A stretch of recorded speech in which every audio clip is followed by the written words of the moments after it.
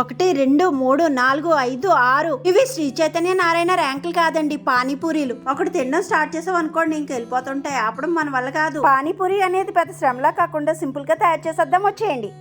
ఇప్పుడు ఒక గిన్నెలోకి కప్పుడు బొంబాయి రవ్వ, పావు కప్పు గోధుమ పిండి వేసుకుని కొద్దిగా ఉప్పు వేసుకుని కొంచెం నీళ్లు యాడ్ చేసుకుంటూ చపాతీ పిండి కన్నా కొద్దిగా మెత్తగానే కలుపుకోవాలి. ఆరకుండా తడిగొట్టు కప్పుకుని అరగంట పక్కన పెట్టుకోవాలి. అరగంట తర్వాత చిన్న చిన్న ఉండల్లా చేసుకుని పక్కన పెట్టేసుకుందాం. పూరీలు అంటుకోకుండా కొద్దిగా ఆయిల్ అప్లై చేసి చిన్న చిన్న పూరీల్లా ఒత్తుకోవాలి.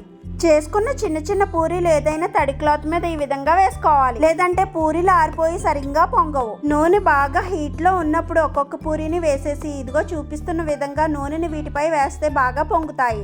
ఇలా కొద్దిగా కలర్ చేంజ్ అయిన తర్వాత వేరే ప్లేట్ లోకి వేసేసుకోవాలి. పూరీలు అయితే మంచి క్రిస్పీగా తయారయ్యాయి. ఇప్పుడు పూరీలోకి చాట్ని తయారు చేసుకుందాం. 5 గంటల పాటు నానబెట్టుకున్న బఠానీని వేసుకోవాలి. ఇందులోనే 2 బంగాళదుంపలు వేసేసి 2-3 విజిల్స్ వచ్చేంత వరకు ఉడికించుకోవాలి. ఇలా ఉడికించుకున్న బఠానీ బంగాళదుంపను పప్పు గుత్తుతో మెదిపేసుకుని పక్కన పెట్టేసుకుందాం.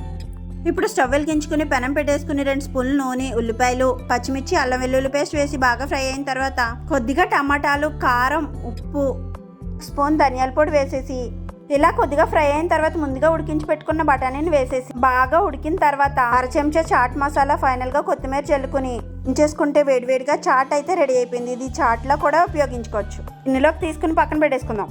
ఇప్పుడు ఒక మిక్సీ జార్ లోకి కొద్దిగా పుదీనా, కొంచెం కొత్తిమీర, పచ్చిమిర్చి 1 లేదా 2 చిన్న అల్లం ముక్క, పావు కప్ చింతపండు పులుసు, సాల్ట్, కొద్దిగా నీళ్ళు యాడ్ చేసుకుని వేరే గిన్నెలోకి తీసేసుకోవాలి. ఇప్పుడు ఇందులోకి 1/2 చెంచా చాట్ మసాలా, అలాగే ఒక నిమ్మకాయ బద్ద పిండుకుంటే పానీ కూడా రెడీ అయిపోయింది. కొత్తిమీర, ఉల్లిపాయ ముక్కలు కూడా రెడీ అయిపోయినాయి అండి. ఇంకా స్టార్ట్ చేయడమే లేటు. అటు ఉల్లిపాయ ముక్కలు అలాగే పానీలో ముంచుకుని తింటే ఇంకా అన్కౌంటబుల్ వెళ్తూనే ఉంటాయి. వీడియో నచ్చినట్టయితే మన పేజ్ని ఫాలో చేసి అలాగే యూట్యూబ్ ఛానల్ని సబ్స్క్రైబ్ చేసుకోండి. Thank you for watching.